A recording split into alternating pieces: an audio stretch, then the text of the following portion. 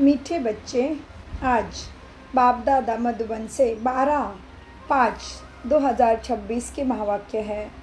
बाबा कहते हैं, मीठे बच्चे, हाँ जी बाबा, अभी विनाश का समय बहुत समीप है, इसीलिए एक बाप से सच्ची प्रीत रखो, किसी देहधारी से प्रीत नहीं रखो।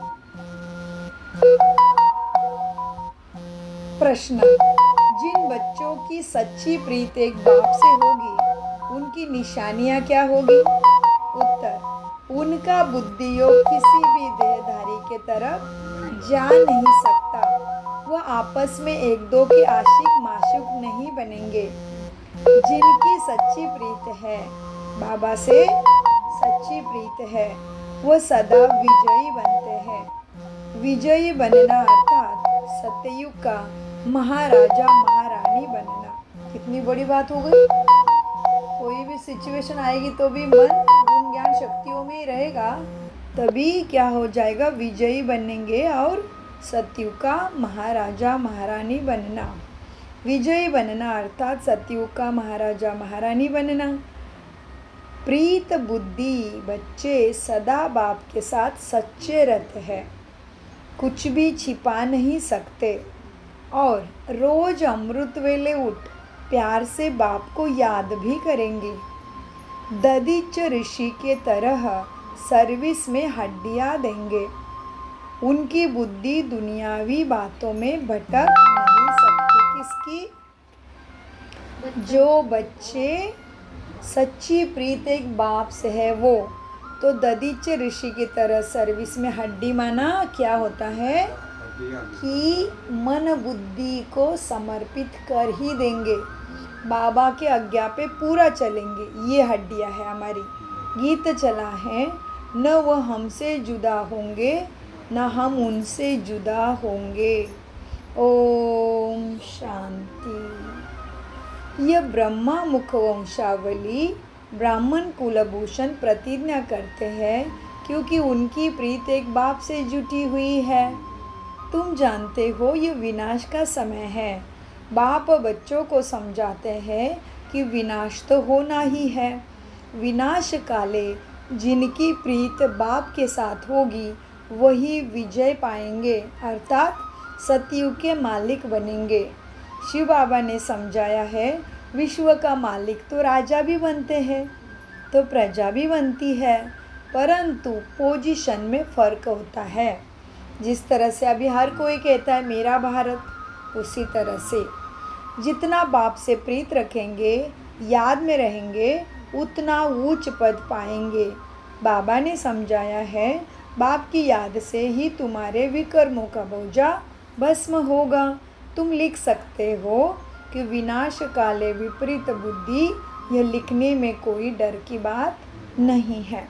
बाप कहते हैं, मैं खुद कहता हूँ कि उनका विनाश होगा और प्रीत बुद्धि वालों की विजय होगी।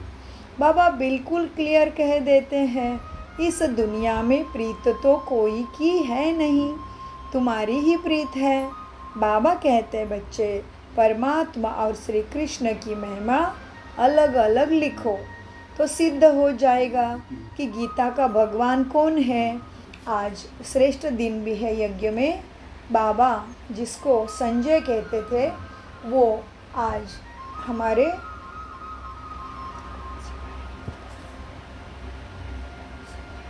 जगदीश भाई जी को शरीर संपन्न होके आज 25 इयर्स हो गए। तो उन्होंने ही यज्ञ के 200 पुस्तक लिखी। वो पहले कुमार थे इतिहास में जो समर्पित हुए बाबा के पास। तो उनका भी आज बड़ा दिन है।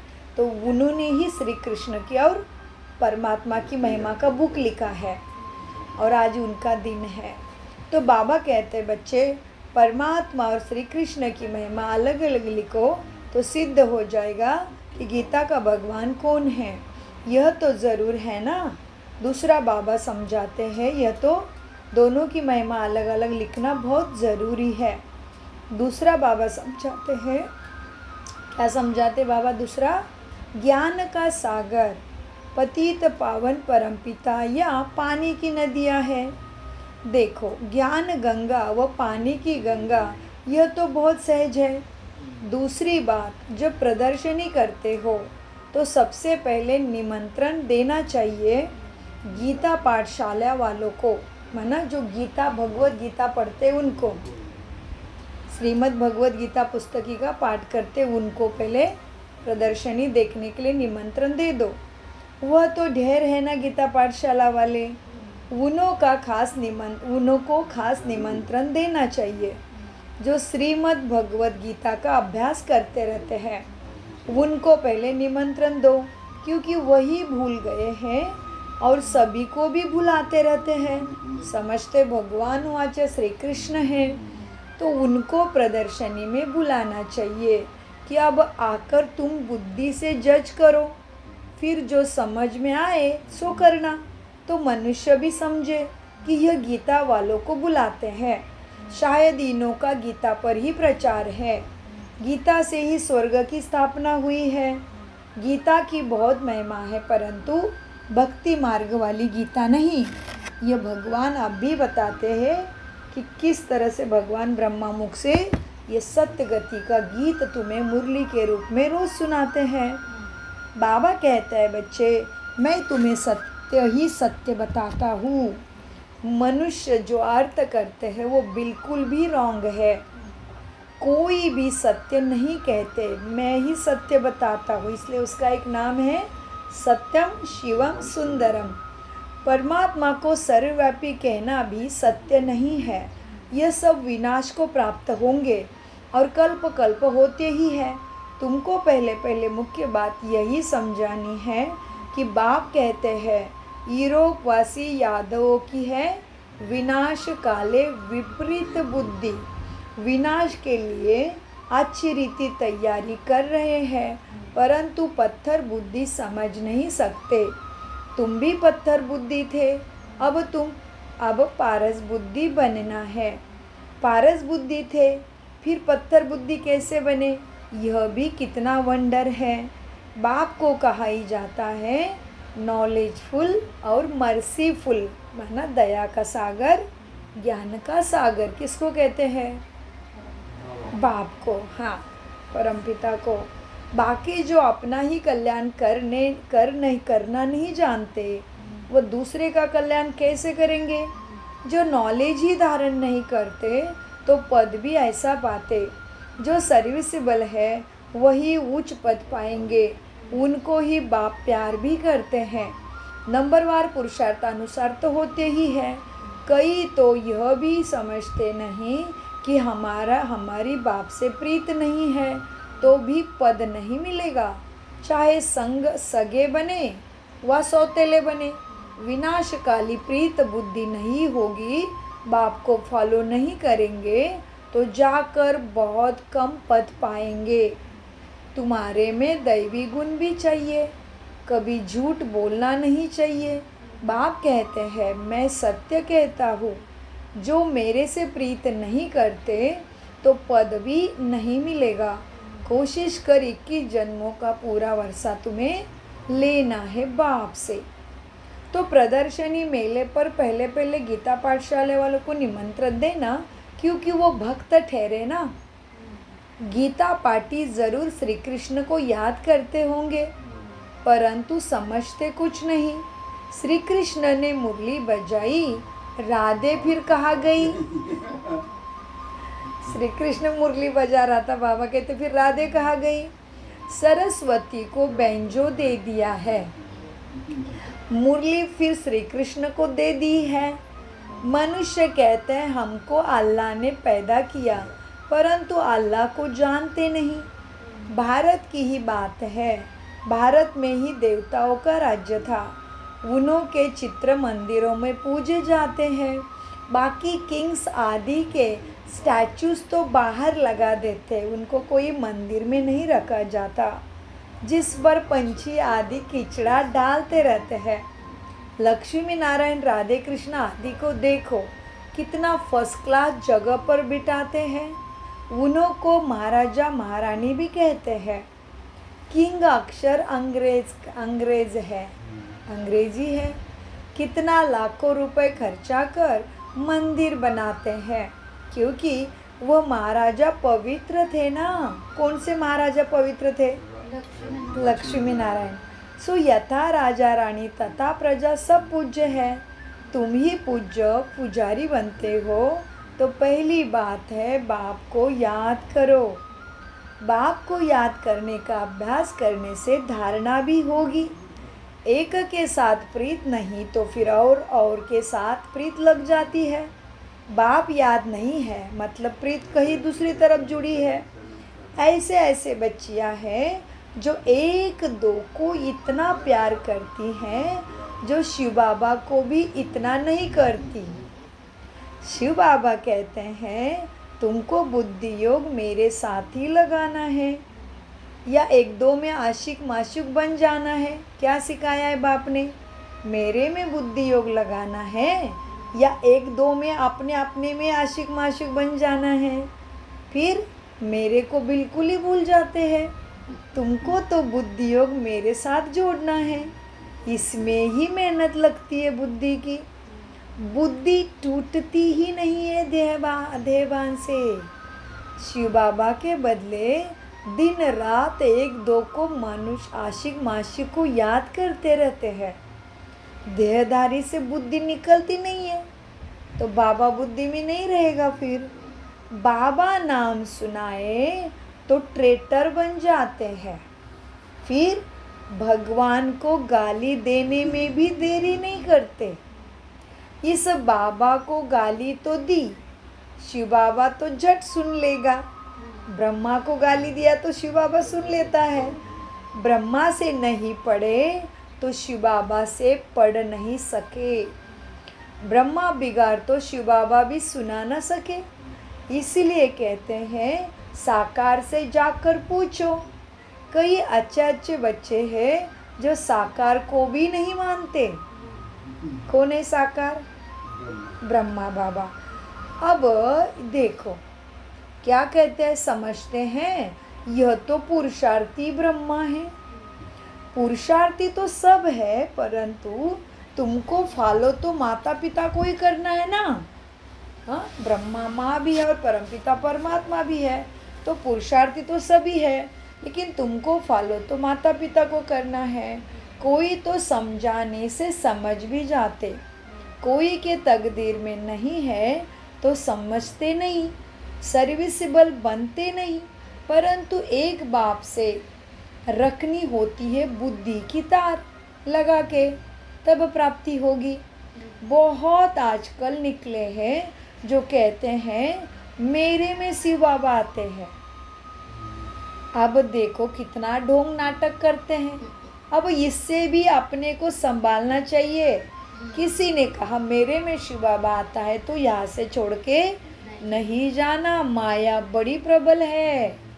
माया की बहुत बच्चों में प्रवेशता होती है। जिनमें आगे श्री नारायण आते थे वह आज है नहीं। हाँ, किसी ने कहा मेरे में श्री नारायण आता है, वो आज है नहीं, पढ़ाई में टिका ही नहीं, माया ने खा लिया उसको। सिर्फ प्रवेशता से कुछ नहीं होता। बाप कहते हैं माँ में कम याद करो, बाकी मेरे में यह आता वह आता, ये सब माया का पंप है। मेरी याद ही नहीं होगी तो प्राप्ति भी क्या होगी, पाप भी कैसे कटेंगे, शक्ति कैसे आएगी। जब तक बाप से सीधा योग नहीं रखेंगे तो पद भी कैसे पाएंगे, फिर सद्गुणों को धारणा भी कैसे होगी। बाप कहते हैं बच्चे तुम माँ में कम याद करो, ब्रह्मा द्वारा ही मैं समझाता हूँ। ब्रह्मा द्वारा ही स्वर्ग की स्थापना हुई है। त्रिमूर्ति भी ज़रूर चाहिए ना। कोई तो ब्रह्मा का चित्र देख के बिगड़ते हैं, कहते इनके पास ये कौन है। अरे कोई फिर श्री कृष्ण के 84 जन्म देख बिगड़ते हैं। फिर क्या करते, चित्र भी फाड़ डालते। अरे यह तो बाप ने चित्र बनाया है, ब्रह्मा ने थोड़ी बनाया है। तो चित्र पर गुस्सा निकालते कि कहते हमारे श्री कृष्ण को 84 जन्म बोल दिया। तो उनको लगता है श्री कृष्ण अभी भी बैठा है इनके साथ। तो बाप बच्चों को समझाते, बच्चे बाप को मत भूलो। सिर्फ बाप को याद करते रहो। देखो, बांदीलियों को भी रड़ियाँ नहीं मारनी है। घर में बैठ बाप को याद करते रहो। बांदीलियों को तो और ही उच्च पद मिल सकता है, क्योंकि इतना बंधन है फिर भी बाप को धारणा को नहीं छोड़ती, तो वो ज़्यादा जमा करती रहती है। बंधन है, उसको कोई जाने नहीं दे रहा है, तो वो ज़्यादा याद करती है, तो उच्च पद मिल सकता है। बांदीलियों को तो और ही उच्च पद मिल सकता है।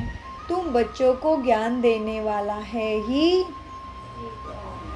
एक ज्ञान का सागर। स्पिरिचुअल नॉलेज एक बाप के सिवाय और कोई में है नहीं। ज्ञान का सागर एक परमपिता परमात्मा ही है, उसको ही लिबरेटर कहा जाता है। उसमें डरने की क्या बात है? बाप बच्चों को समझाते हैं, बच्चों को फिर औरों को समझाना है। बाप कहते हैं मुझे याद करो, तभी है आत्मा तेरी सद्गति होगी। सतयुग में है राम राज्य, कलयुग में है नहीं। सतयुग में तो एक ही राज्य है। यह सब बातें तुम बच्चों में भी नंबरवार समझते हैं। जिनके बुद्धि में धारणा होती है, जिनको धारणा नहीं होती है, तो क्या कहेंगे? गुणों की धारणा नहीं होती, बाबा की शिक्षा संस्कारों में नहीं उतरती, तो क्या कहेंगे? विनाश काले विपरीत बुद्धि कहेंगे, क्योंकि पद नहीं पा सकेंगे। विनाश तो सबका होना है, इसलिए विनाशी चीज़ों से पहले से मन बुद्धि हटा दो, नहीं तो डंडे पड़ के तो हटाना ही है, लेकिन पद भी नहीं मिलेगा। तो अच्छे से ज्ञान के अमृत पीते पीते शक्तिशाली बन के जो चीज़ें तुम्हारी नहीं उसमें से बुद्धि हटा दो, नहीं तो कर्म भोग से तो हटाना ही पड़ेगा।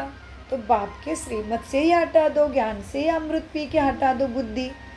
एकदम नष्टो मोहा स्मृति लब्धा बन जाओ। स्मृति में लाओ हम कौन थे, हमें कहाँ जाना है, हमें कौन मिला है। तो विनाशी चीज़ों से क्यों दिल लगानी है?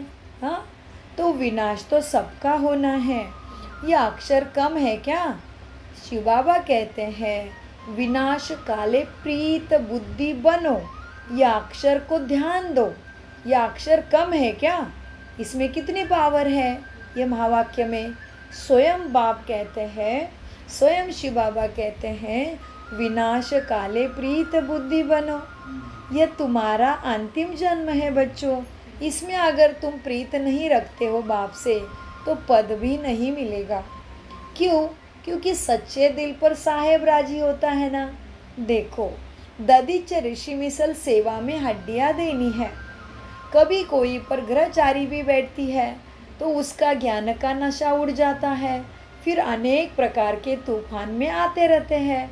मुख से कहते हमको तो लौकिक के पास ले चले जाओ, फिर क्या कहते बाबा के पास आए फिर लौकिक में जाने का मन होता है, क्योंकि माया पछाड़ती बहुत। हाँ, क्योंकि सच्चा दिल नहीं रखते। तो मुख से कहते हैं इससे तो लौकिक के पास चले जाए, यहाँ तो कोई मज़ा ही नहीं आता, वहाँ तो नाटक बाइस्कोप पिक्चर आदि खूब मज़ा है।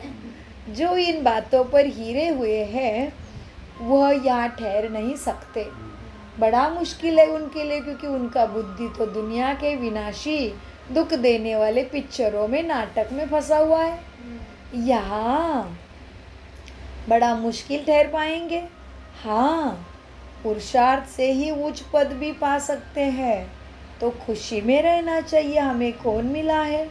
बाबा खुद कहते हैं बच्चे, सुबह को उठकर नहीं बैठता हूँ तो मुझे मज़ा ही नहीं आता। कौन सा बाबा बोला? ब्रह्मा माँ बोले, सुबह को उठकर नहीं बैठता हूँ परमात्मा की याद में तो मुझे मज़ा नहीं आता। लेटे रहने से कभी कभी झुटका आ जाएगा, तो उठकर बैठने से अच्छी पॉइंट निकलती है, तो बड़ा मज़ा आता है। ब्रह्मा बाबा अपना अनुभव बता रहे हैं।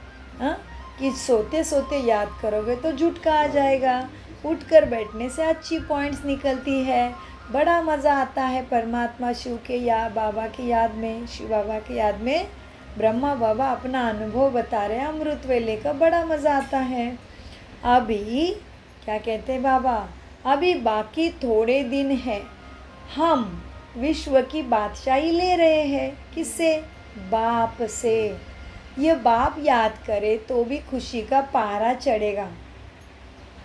केवल मैं विश्व की बादशाही लेता हूँ, मैं विश्व का मालिक बन रहा हूँ, मैं सत्यु का राजा महाराजा बन रहा हूँ, यह बात भी बैठ के याद करोगे ना तो भी खुशी का पारा चढ़ेगा। सुबह को चिंतन चलता है ना तो दिल को भी खुशी रहती है। दिल खुश होता है, दिन भर भी खुशी रहती है। अगर खुशी नहीं रहती तो ज़रूर बाप से प्रीत नहीं है। अमृत वेले एकांत अच्छी होती है। जितना बाप को याद करेंगे उतना खुशी का पारा चढ़ेगा। इस पढ़ाई में बच्चों पर ग्रहचारी भी बैठती है। क्यों ग्रहचारी बैठी? क्यों माया आई? क्यों पुराने संस्कार आए? क्यों हिसाब किताब पछाड़ते हैं? क्योंकि बाप को भूल जाते हैं। तो कमज़ोर को तो छोड़ेगी नहीं माया और हिसाब किताब। बाप से वर्षा लेना है तो मनसा वाचा कर्मणा सर्विस भी करना है। इस सर्विस में ही ये अंतिम जन्म व्यतीत करना है तुम्हें। कौन सा जन्म है हमारा अभी? अंतिम, अंडरलाइन के द्वारा याद रखो, अंतिम जन्म है। फिर मौका कभी भी नहीं मिलने वाला है। यह तुम्हारा अंतिम जन्म व्यतीत करना है तुम्हें सर्विस में। अगर और दुनियाई बातों में लग गए तो फिर ये सर्विस कब करेंगे बताओ? कल करते मर जाएंगे।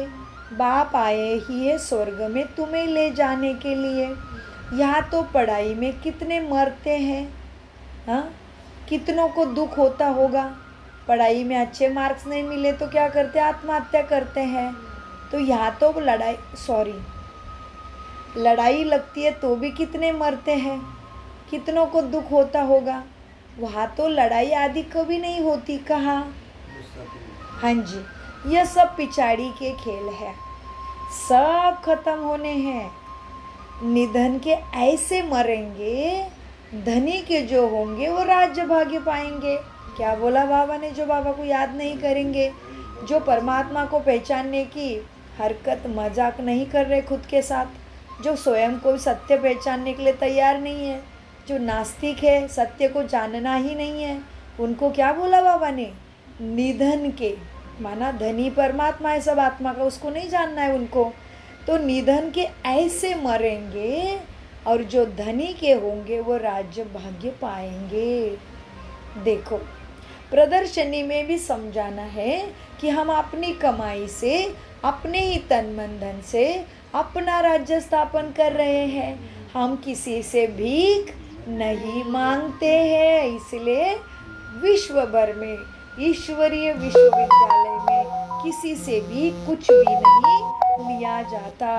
कोई भी पढ़ाई का कुछ भी दाम, खान पान, उठना बैठना, कोई दाम नहीं लिया जाता। लेकिन हम जो सच्चे बच्चे वो क्या करते हैं? हमें भी किसी का कर्जा नहीं लेना है, हमारे ऊपर भी किसी का उपकार नहीं चढ़े, इसलिए मधुबन में जाते हैं तो रहना, पानी का चार्ज, लाइट का चार्ज, घर का इंटरेस्ट गवर्नमेंट को देना पड़ता है, जगह का, संस्था को। भोजन इतना अच्छा देते, क्लास कराते हैं, सब सुविधा देते, तो हम अपनी इच्छा से बाबा के भंडारे में डालते हैं ताकि हम भी दूसरे का कर्जा उपकार क्यों ले। तो इसीलिए बाबा कहते बच्चे, प्रदर्शनी में समझाना है, हम अपनी कमाई से, अपने ही तन मन धन से अपना राज्य स्थापन कर रहे हैं। हम किसी से भीख नहीं मांगते, हमें ज़रूरत ही नहीं है। ढेर भाई बहन इकट्ठा होकर अपनी राजधानी स्थापन करते, एक एक रुपया डालते। हम दूसरे का लेंगे नहीं, क्योंकि दूसरे का लेंगे तो बाबा को उसको फिर पदम गुना देना पड़ेगा, और वो तो है ही नहीं है ज्ञान में आने वाला। तो बाबा कहते हैं हम क्यों ले दूसरे का। इसलिए बाबा के बच्चे ही भाई बहन इकट्ठे होकर राजधानी स्थापन करते हैं। तुम करोड़ों इकट्ठा कर अपना ही विनाश करते हो, हम पाई पाई इकट्ठा कर विश्व का मालिक बनते हैं। देखो कितनी वंडरफुल बातें हैं समझने के लिए। अच्छा, मीठे मीठे सिकी लदे बच्चों प्रति माता पिता बाप दादा का याद प्यार। गुड मॉर्निंग, नमस्ते प्यारे बाबा, नमस्ते। हम सब बच्चों का रूहानी बाप दादा को याद प्यार, गुड मॉर्निंग, नमस्ते प्यारे बाबा, नमस्ते। हम हैं सत्य बुद्धि से, आत्मा अभिमानी स्थिति से सच्ची गीता ज्ञान को समझते, धारण करते और कराते। अमृत वेला धारणा में अमृत वेले एकांत में बैठ बाप को प्यार से याद करना है। दुनियावी बातों को छोड़ ईश्वरीय सेवा में लग जाना है। बाप से सच्ची दिल रखनी है। आपस में एक दो के आशिक माशूक नहीं बनना है। प्रीत एक बाप से जोड़नी है, किसी देहधारी से नहीं। वरदान सर्व शक्तियों की संपत्ति से संपन्न बन, दाता बनने वाले विधाता और वरदाता भव। कितना सुंदर वरदान। तो बाप दादा सद्गुरु के रूप में मेरे सामने आते हैं, मेरे सिर पे हाथ रखते हैं प्यार का, दया का, कृपा का, और मुझे वरदान देते हैं सर्व शक्तियों की संपत्ति से संपन्न बन, दाता बनने वाले विधाता वरदाता भव। विस्तार जो बच्चे सर्व शक्तियों के संपत्तिवान हैं वही संपन्न और संपूर्ण स्थिति के समीप का अनुभव करते हैं।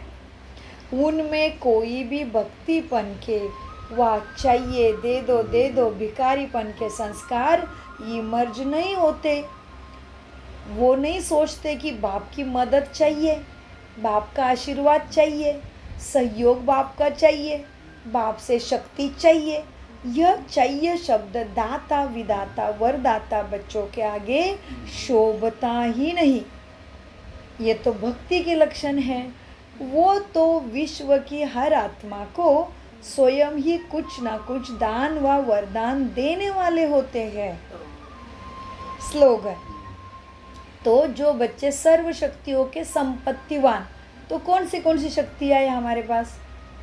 सहने की शक्ति, निपटने की शक्ति, सामना करने की शक्ति। जी, अष्ट शक्तियाँ ज्ञान गुण भी शक्तियाँ ही है। हमारा समय, ये सारी सुविधाएं, सारे सहयोगी आत्माएं, हर कोई हमारे लिए शक्ति के रूप है। मेरे घर वाले सहयोग देते हैं, मेरे हिसाब किताब में मुझे बहुत प्यार से मदद करते हैं, दवाई पानी करते, सारे जो भी जितनी भी श्रृंखला मेरे मददगार बनी है, प्रकृति से लेके सारी आत्माओं की श्रृंखला ही मेरे लिए शक्ति है। तो बाबा स्लोगन में कहते हैं हर आत्मा को कोई ना कोई प्राप्ति कराने वाले वचन ही सत्य वचन है। तो कैसे वचन होने चाहिए? मेरे वचन से कोई डिस्टर्ब ना हो, कोई विकारों में नहीं जाए, कोई का दिल ना दुखे, कोई चिंता में ना पड़े, कोई को भय ना लगे। तो कैसे वचन चाहिए? हर आत्मा को कोई ना कोई प्राप्ति कराने वाले वचन ही सत्य वचन है। मतलब आप बोले और उसको आनंद का या सुख का या शांति का कुछ ना कुछ अनुभव हुआ, ऐसे वचन चाहिए। अव्यक्त इशारे सदा अचल अडोल एक स्थिति का अनुभव करो। कितना भी कोई हिलाए लेकिन आप अचल रहो। परिस्थितियाँ श्रेष्ठ है या सो स्थिति श्रेष्ठ है? बताओ। सो स्थिति अपने हाथ में है ना, परिस्थिति हाथ में नहीं है। कभी परिस्थिति वार तो नहीं कर लेती है ना तुम पे। तो सोचो कि ये परिस्थिति पावरफुल हुई या सो स्थिति पावरफुल हुई। तो सदा इस स्मृति से कमज़ोर से शक्तिशाली बन जाएंगे। सोचो सामने वाला परिस्थिति स्ट्रांग है या मैं स्ट्रांग हूँ। जैसे आप तपस्वी एक रस स्थिति में एकाग्र होते हो ना, तो हठ योगी फिर क्या करते हैं? एक टांग पे खड़े हो जाते हैं और दिखाते हम कितने स्ट्रांग है। तो कहा एकाग्र स्थिति, अतीन्द्रिय सुख में खो जाना, माना एक रस हो जाना बाप के याद में। तो कहा तुम्हारी एक रस स्थिति और कहा उनकी एक टांग पर स्थित रहना, कितना फर्क हो गया ना। हाँ, तो जैसे आप तपस्वी एक रस स्थिति में एकाग्र होते हो तो वो तुम्हारी कॉपी करते। हठ योगी एक टांग पे खड़े रख के दिखाते कि हम कितने स्ट्रांग हैं। तो कहाँ तुम्हारी एक रस स्थिति और कहाँ उनकी एक टांग पे स्थित होना, फर्क हो गया। ओम शांति, ओम शांति, ओम शांति। मीठे प्यारे बाप दादा का अनगिनत पदम गुना शुक्रिया शुक्रिया शुक्रिया। कम बोलो, मीठा बोलो, धीरे